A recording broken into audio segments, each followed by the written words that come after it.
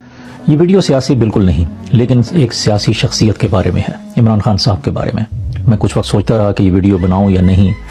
لیکن پھر سوچا کہ یہ ایک امانت ہے جو مجھے لوگوں تک پہنچانی چاہیے۔ کسی کے بارے میں کوئی اچھائی، کسی کی کوئی بڑائی کا اگر علم ہو تو اسے آگے بیان کرنا چاہیے، اس کا ذکر کرنا چاہیے۔ 2 مہینے پہلے میں پاکستان میں تھا، تو پاکستان میں چند صحافی حضرات ہیں جو میرے دوست ہیں، ان سے ملاقات ہوئی۔ ایک تو جو صحافی ہیں وہ ماشاءاللہ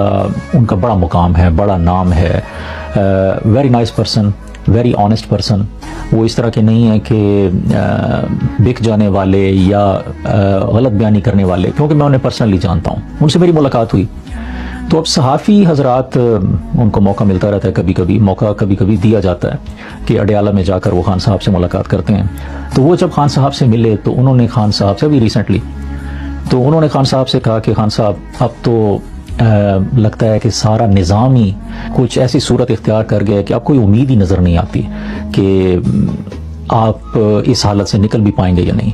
کیوں نہ آپ ڈیل کر ہی لیں، کوئی ڈیل کریں، ان سے طے کریں اور ایک دفعہ رہا ہو جائیں، اس اذیت سے، اس مصیبت سے نجات حاصل کریں، اور پھر جب باہر آئیں تو پھر دیکھیں آپ نے کیا کرنا ہے۔ تو صحافی کہتے کہ جب میں نے خان صاحب سے یہ کہا تو خان صاحب نے کچھ دیر میری طرف دیکھا اور پھر بولے